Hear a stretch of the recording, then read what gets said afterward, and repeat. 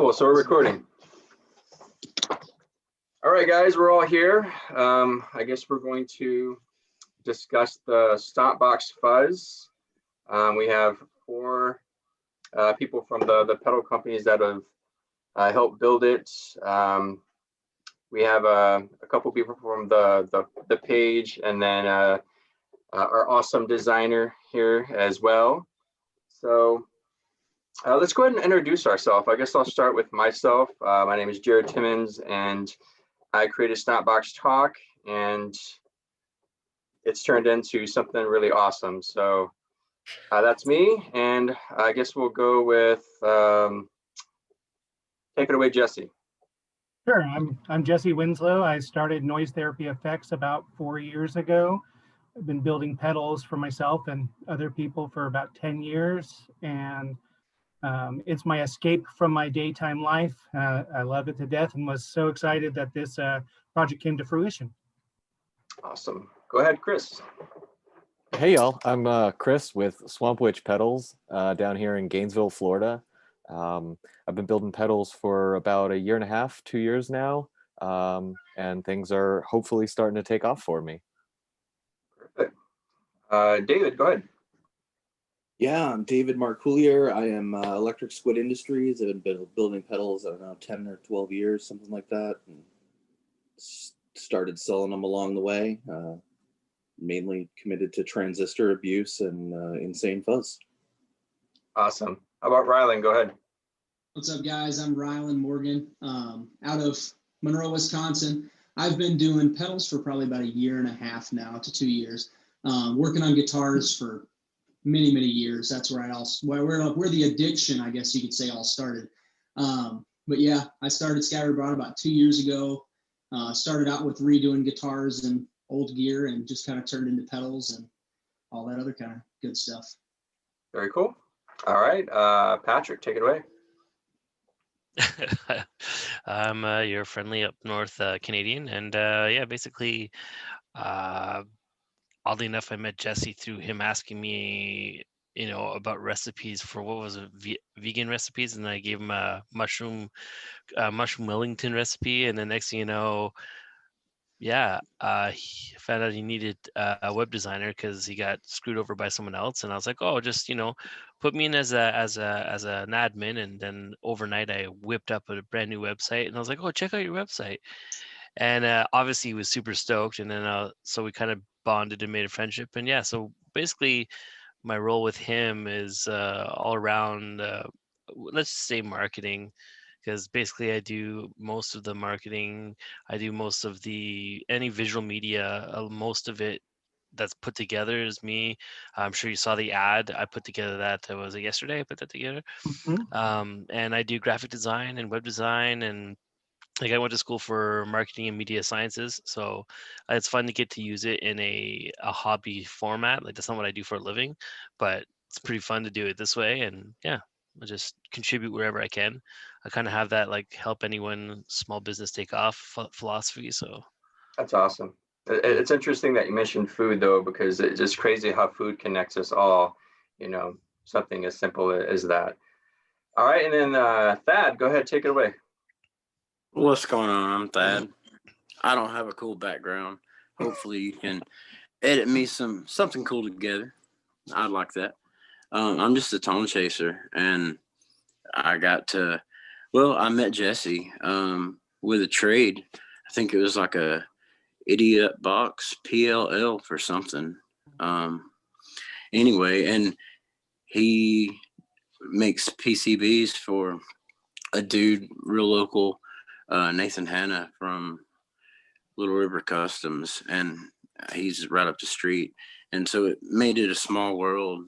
And I thought it was pretty cool to get in on just kind of eavesdropping on this whole thing, like getting to hear what these guys are, cooking up, man. And I enjoyed it. Yeah, and I really enjoy you, Thaddeus, as help for my admin team. You and Kalyan is actually the other person that can't be here. He's in India. But you and Kalyan really help out a lot. I mean, I started this page just by myself, just kind of fishing for members in other pages that weren't satisfied in the group that they're at. You know, I remember when I had like only 10, 20 members, and we're over 4,000 now, but I did a ton of work in the beginning, just trying to get members, trying to get builders in. And I remember when Callian came on and he's really started to help me, and then you came on, and you guys make my life so much easier, because it actually takes a lot of work to keep a group going and keep them interested in engagement. And then, you know, bigger projects now like the Stomp Box Fuzz or Stomp Box Travels. So we have a lot going on, and I couldn't do what I do without you guys able to help me. So, and then of course, pedal builders, I mean, you guys are awesome. You contribute a lot, and we're really lucky to have you guys aboard the group. So thank you for that. So let's go ahead and move on to the next segment here. And I want to talk about how the Stomp Box Fuzz idea came about. So Jesse, if you want to lead us off with that, go ahead. Sure. So like most things I do, I have a lot of ideas stewing in my head, and just eventually one will pop out at the right time. So you and I had mentioned to you a while ago, I don't know, 6 months ago maybe, hey, our group's great, but I think that this thing we could do that really sets us apart from any other Facebook group out there, forum group, we had custom pedal. And I remember you kind of digging the idea, but we just had a short conversation. Well, about 2 months ago, I was talking with Chris from Swamp Witch about this idea I had of this selectable fuzz, a selective fuzz. Nothing else really out there like that. Let's see if we could find a way to make this fun, but I couldn't really figure out how to market it as my brand. Obviously, I'm a fuzz pedal builder. I love fuzzes, but just didn't really fit with the vibe of what my main line is. And then it just popped in my head, hey, maybe this would work for Stomp Box Talk. And I talked to you about it, started fishing for some input from other people. And I thought, well, you know, let's get some other builders involved here to make it a bigger, more group-oriented program. And 30 days later, here we are rushing to get all these out to the excited buyers. It's awesome, amazing. Yeah. So I want to dip in, and if does anybody else want to add to that at all? No. Otherwise, we'll go ahead and dip into a lot of detail on the whole process of this. Anything from starting the ideas to something like challenges faced, or just total experience with the whole process of, you know, ideas and actually building the pedal. So let's go ahead and start off with the first general process of flowing ideas and how that went. And so it doesn't matter who leads us off, so anybody can lead us off. As far as the ideas of the circuits, or the total of the idea, the design? Yeah, so just grabbing circuit ideas from different members and how you're supposed to build off that, and like challenges that we faced while we're doing that.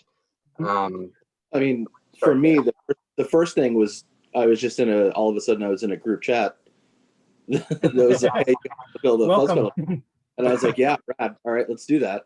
And then once we started kind of bouncing ideas around, it really took shape really quickly. Like in a day, everybody was like, okay, like I get a basic idea of what I want to do for this. And yeah, it was quick. I think it was a really neat exercise to piggyback on what David was saying in kind of limited or constrained design. I would love to hear Jesse talk a little more about building the skeleton and the selectable part, but right. I can tell you from from my perspective as a designer on the project, it was awesome to have somebody say, build me a fuzz circuit, you get one knob, it's this big, go. You get an in and an out, and that's it, you know. So sometimes when you are at the drawing board, like Jesse said, it can be a real melange of ideas stewing around. But when you limit yourself to just a couple controls, to just a couple rules in the parts you can use and what you're laying out, you get a really neat exercise in creativity. Yeah, I would say that's the biggest challenge. None of the individual circuits that we've laid out here are all that complex, but getting 6 of them to work together in 15 different fashions using values that control different things in different circuits. That's really where the growth of me as a designer happened, and had to happen very quickly. You know, we've got a skeleton where it's like, okay, we can't have 30 knobs. We got to fit in this form factor. Want to cram as much tone as we can fit in this thing. How do we do it? Well, let's pick all the pots to be the same value. You forgot to say, and my designer doesn't want anything in the middle of the pedal. Yeah, exactly. We've got to leave plenty of room for artwork, because that's what, you know, that's going to make a splash there, of course. And then it's just you know, to get a little bit technical, not too technical, but a little bit, a gain control on a circuit can be designed in 2 or 3 different ways, and it can be located 2 or 3 different places in a circuit. So it's not like we can just stick it in a lane. Had to find intuitive and different ways to switch into those different parts of circuits. And I don't do anything digital, computer based, you know, all old school, almost as old school as David's stuff. And we're still, even today, Jared and I are playing with it, and it's like, okay, well, I can tweak, now that we've got them all together, I can tweak this a little bit to make these work together better. I can bump up this to make this a little bit better. That skeleton is still forming even as release date approaches, because there's always a bit you can tweak once you get every piece together. It's been a really fun and challenging project for me on my end, for sure. Yeah, and in my stance, in my experience, just as somebody who doesn't build pedals, I know a little bit about, you know, I tried to build a pedal once and I got about, I don't know, 40% done with it, and I stopped because I was like, it took a lot of time, and I just it was one of those things when you get into something sometimes and you kind of fall off. That's what I did. I fell off, but I did pick up some knowledge, you know, about different components. But from my perspective, watching you guys work together, even though a lot of the times I had no clue what you were talking about, you were throwing language across. So I was like, what the hell is that? It was pretty amazing to see how you solve problems. So a problem came up. Okay, Jesse was like, okay, this circuit isn't functioning well with this circuit. And then immediately, depending on whose circuit it was, ideas were thrown in. Okay, well, here's my circuit. Here's what you need to do to fix it. And then you have somebody coming over here. Oh, here's an idea. Here's what you can do. You could use this part instead of this part. It was pretty amazing to watch you guys work together, even though that, you know, I'm not a pedal builder myself. It was just a really cool experience. And I think Thad is in the same situation too, where you don't know about building pedals, but could you speak on that as well, as far as a non-pedal builder yourself? I liked it how when a problem came up, I didn't know how big of a problem it was going to be. And it was kind of solved. You know, what I mean, it was, I've talked to some guys, I've talked to most of you guys, like, and just asked questions that I don't know the answer to, and I still don't, but, I mean, it was pretty interesting. I liked it a lot. I feel like I kind of understand a little more now about how to maybe not build a pedal, but what it takes to make it work, and the value behind it. yeah, you know, it's a little closer to home for sure. I will say that I think the non-pedal builders got a little bit of a skewed sampling here, because a pedal this, even though the individual circuits are relatively simple, a pedal this complex, if it was released by a major company, this would be 2 years of development, not 40 days or whatever the fuck we did it in. Like, that's preposterous, guys. Or I got to know exactly, because every time you guys ran into a problem, Jesse unloaded on me, basically, and explained everything into very finite detail to make sure that I understood. So this way here, I could understand the grief that's behind it. Yeah. Yeah. This went wrong. Oh no. What's that? What's that mean? Oh, well, this, that, and the other thing. And then there's like a list. And then I'm like, oh, okay. That is serious. I think it's great too, because you know, when a product comes out, let's say a new car comes out, a new guitar comes out, a new whatever, all we see is the finished, polished, ready for sale item. You guys saw the Transistor on fire. you Yeah. you saw the Lighting up. aftermath of the death of circuits and you know, U-turns and all the nitty gritty dirt stuff that once everything's polished, all that stuff goes away, except in our minds we remember not to do that again. And you I guys will got say a good snapshot of that. I do blame Jared for a lot of that, though. I believe it was his idea to include the oscillation knob. So What can I say? I like oscillation. I like frequency, and it's actually your fault because you're the one that sold me the transmitter pedal, and you're the one that made me fall in love with that pedal and really get into drones. So really, it's not my fault at all. It's actually your fault. all right, fine. Jeez. I'll accept that. But regardless, I think it's pretty amazing to be able to, like you were saying, make a pedal in like 40 days when like something this complex could take a couple of years to build. So I mean, kudos to that we were able to come together and, you know, make it happen in such a short time, as complex as it actually is. Does anybody else want to speak on their experience as far as the process? And then next we'll get into the design. I'll just say it's been fun. I mean, we've obviously, even if COVID wasn't a factor here, like if this was regular times, this was a distance collaboration unlike anything I've really done before. So it was a hell. Yeah, I was totally impressed with how, I mean, everybody's totally like spread across the states, and this was totally, I don't know, solved any problems just within however long it took someone to get free. You know, that was it was pretty amazing. Like, I'm definitely impressed. I can't wait to try it.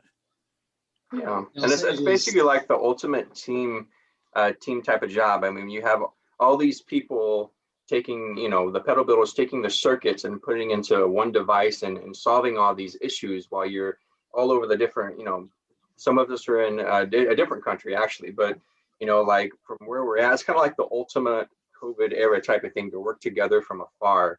And we were able to do that. So. Oh, I'd be like in the kitchen making my kid her like homeschool lunch, check Messenger, and I'd be like, oh shit, I got to put out a transistor fire, you know? Literally, yeah. Yeah. Saving lives. Yeah, I will say it was a pretty crazy experience. It like David said, it happened so quick. Everything was moving so fast that you know, we were all added to a group, and then a month later, a finished product was shown. And as Patrick said, it's crazy the amount of issues that Jesse had to resolve with all of these simple circuits just working together, although none of them are very complicated. I will say that if I was Jesse, I would probably be bald at this point because I would just be pulling my hair out. That's why I brought in a team, so I didn't have to take all the burden. Just amen, brother. Amen. Exactly. Awesome. All right. Well, I think we can go ahead and move on to the next section, which is the design. And let's go ahead and talk about the design. And I think Patrick and Jesse could really elaborate on this one. On the aesthetic design? Aesthetic design, yes. Yeah. Well, Patrick did his magic like he always does. Okay, what is it? Well, we're going to call it the Stomp Box Fuzz because it's for Stomp Box Talk. You know, that name alone is a stupid name. I'll admit it's not marketable at all. Oh, I've got a Stomp Box, but because it's part of this group and because of the graphic design that he came up with right away, hey, let's put a big stomp mark on it. It totally makes it a marketable, amazing product. I literally, when we were talking about it, I literally went and with my Van shoe and like stepped in the snow, and I was like, yeah, that's what I want to see. I was like, yeah, I just want to see like a really pretty pedal that looks like it's dirty from like footprints, you know, like and I was like, and the stomping motion on the buttons. So yeah, obviously it's not really like that's not what it looks like, or else you just had the two tips of your toe, right? But the graphics and the design lead you to think that the pedal's been stomped on, you know, by, you know, Vans or, you know. I can tell you from seeing the final printed one, which you guys will get more pictures of soon, just the layers, and it's all from, you know, your expert ideas of having a glossy bottom, then a matte top, and using kind of monochromatic colors there, and then throwing the red on top of that as highlights. It's gorgeous.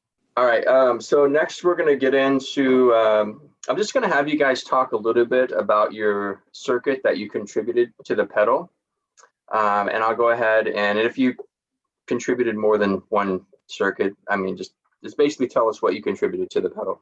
So we'll start with Jesse. Okay, well, yeah, I own about 60% of the property here, I guess, if you could own anything. Skeleton design was kind of what brought me to build this pedal. And then I thought, well, I don't have time because I want this out right away to completely design 3 or 4 or 6 or whatever brand new circuits. So I took a couple designs that I already had created in the past in some of my available pedals, my Insomnia dynamic drive. I took a twist on a part of that, and then also a twist on my Revenant, which are my 2 most popular pedals. I couldn't put those whole pedals in there, so I thought, well, let me take the essence of those and tweak them to make a light version of each. And they're different beasts. You heard them today. They both sound roaring. They're amazing, stacked, and so that's super cool. The third one I designed was kind of a pigtail off of Chris, and he'll talk about his in a bit. He had chosen to work with a chip that we haven't worked with before, or I haven't worked with before, really, and he wanted to kind of do something different. And because only half of it was being used, and he'll talk more about that, I'm like, well, to save space, I'll use the other half with the design. And we've come up with some quirky stuff, and they stack really well together. And once they're fine-tuned properly, it's going to sound amazing, but they're very different from the other designs. The other designs use transistors or use common operational amplifiers. This actually uses a computer chip that some guy in the 70s figured out, oh, you can make great audio distortion out of this terrible sounding computer chip. And it really sparked some neat ideas. Chris, why don't you carry on and talk about the other half of the WTF? Yeah, absolutely. So like Jesse mentioned, I designed a fuzz based on a CMOS chip. CMOS stands for something MOSFET. I don't even know. And these are logic chips that are used in a lot of early computer circuitry that do different operations, and or you can add things, you can subtract. It's basically like each chip is a little part of a calculator. And some of these, like Jesse mentioned, can be tweaked and used in the audio range because under the hood, they just use a bunch of different MOSFET transistors, which serve as the basis for a lot of amplifiers. And this particular chip, the CMOS 4069 noise hex inverter, is actually really common as an amplifier. If you go back and look at 70s amplifiers, including the, I want to say the Sun Beta lead, actually uses at least 1 or 2 of these chips inside that amplifier to get some of that characteristic distortion sound. So I took a little part of a famous fuzz by Craig Anderton, Craig Anderton's Tube Sound-alike fuzz, and I added some feedback to it. And so it approaches David's oscillation, but it doesn't quite tip the brink into drone. It is not part of my Swamp Witch line of pedals, but like Jesse mentioned, I had been experimenting with these CMOS amplifiers in an upcoming pedal that I'm working on that is a CMOS substitution in the Sun Model T circuit. So one of those famous amp and a pedal boxes called the Silver Birch. But like I said, I added oscillation to this tube sound fuzz. And with that, I'll kick it over to David to talk about his wild circuit.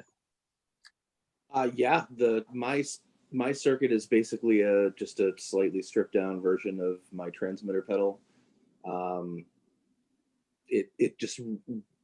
It's basically the same circuit, except I remove the attack knob just to fit it on the thing. The transmitter is a 4-knob pedal. We were trying to do everything with 2 knobs, but that just wouldn't work with the oscillation. We needed a 5th knob to control the oscillation frequency. But yeah, that's it. The only difference between that circuit and the transmitter is the attack knob is missing, which the attack knob on the transmitter will allow you to dial back the amount of guitar signal that hits the second fuzz stage with the oscillation. So you can get it to gate and stuff like that.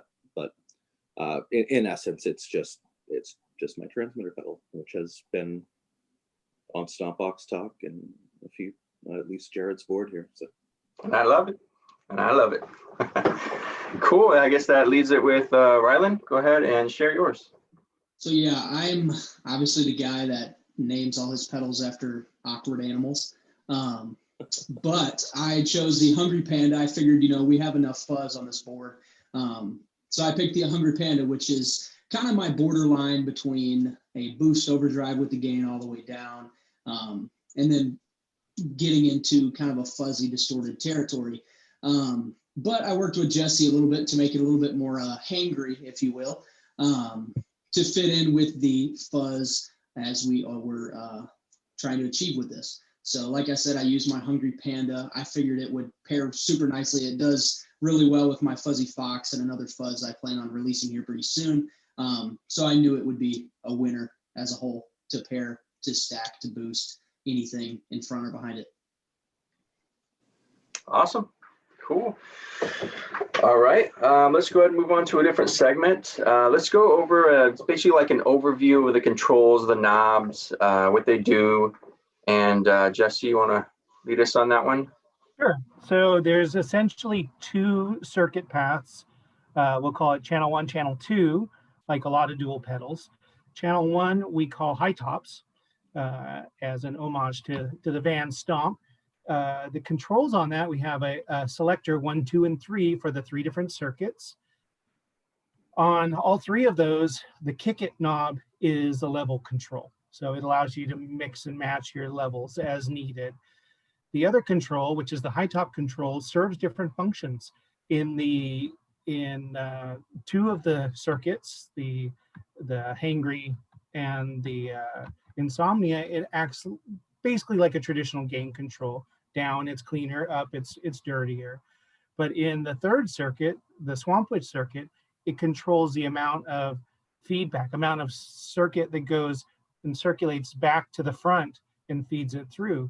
And with that dialed in just right, it adds an interesting, unique type of gain without oscillating. But it gets it to the brink. And when you turn it back, it's just really a nice tubey type sound. So it does some different things in there. On the other side, we have the slip-ons. Oh, I should also mention that the order of the 6 circuits is not totally just random.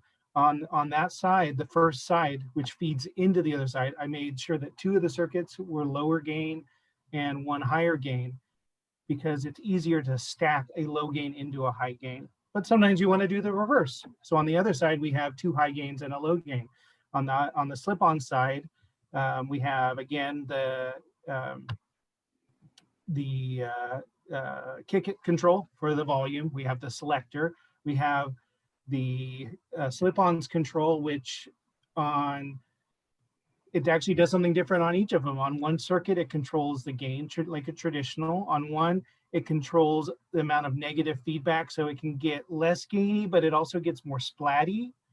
And then on the 3rd one, it controls the amount of oscillation that's fed into the guitar signal.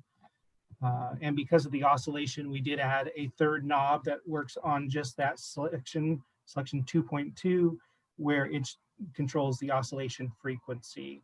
So when you're on that particular setting, that will dial in the oscillation frequency. And we had a lot of fun today playing with that, trying to get the frequency to like an E note so that it was right in tune with what you were playing, like a drone, or being a little off to give it kind of that detune sound, which is pretty cool. So yeah, that's it. So the kick hits are the levels, the slip-on or the high top control some texture or some character of each circuit, but it's different on each one. And then the grips is the frequency control for the oscillator. Yeah, and that was a super fun time filming that today. And that demo / interview will be ready in a couple weeks. So I'll have to do some editing on that, but we'll probably get this conversation out much sooner once I get some editing on this. Cool, very awesome. Where can somebody buy the Stomp Box Fuzz right now? Noisetherapyeffects.com is the main source where I'm going to direct everybody to purchase one. It's still at a really, really low price right now, and I have only a few left. This is a limited pedal. It probably will not be continued to be on here because it's time to start looking at the next project.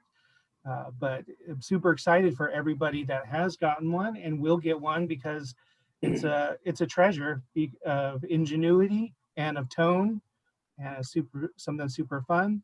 Of course, anybody interested can reach out to any member of the group here, and they can direct them where need to be to purchase one also. I also encourage everybody who likes this project, who's been involved, to check out every builder, because we all do very different things from a standpoint, and we've come together with these signature ideas to build this one great thing. So those signatures are just the tip of the iceberg for what everybody here does. So definitely check out every builder that's involved here. Yeah, and it's really cool because a portion of the proceeds actually help Stomp Box Talk with giveaways, helping give pedals away, because those are expensive things to give away, along with t-shirts and whatever it may be. So that's really cool that we're letting at least a little bit of the proceeds go towards that, so we can help out the members and give them cool things that we are giving away. So awesome, guys. Well, I'm really glad that you guys were all able to join us today and talk about our experience with the Stomp Box Fuzz, because it was a lot to do and we got it done in a little bit of time, and everybody had their own experience. I think we've all learned a lot from each other, especially pedal builders here. You guys have learned a lot from each other, ideas and circuits and stuff like that, and it's really cool to be a part of this collaboration, to kind of have your name out there and just see the finished product of what we've been building, for the last 40 days. That's crazy to say 40 days when something like this would take like a year or two, depending on the company that's making it. So I thank you guys a lot for coming together today and getting on the call and talking about your experience. Does anybody else have anything else to add before we call it good for today? No, just good to actually see all you guys. Yeah. Yeah, thank you guys for joining the call today. It was awesome to talk to everybody and get an idea of the process for everybody who's watching, of what it takes to make a pedal and everything that went into it. And for those of you Stomp Boxers that already ordered the pedal, we'll get it out to you soon. And hopefully you like the finished project. It's really awesome. It really is. I had to. Me and Jesse were playing it today, and it's so fun to play. So we hope you enjoy it, and it'll be coming to you really soon. And thank you guys for watching today, and we'll call it there. Thanks, guys. Have a good one, guys. Have a good night.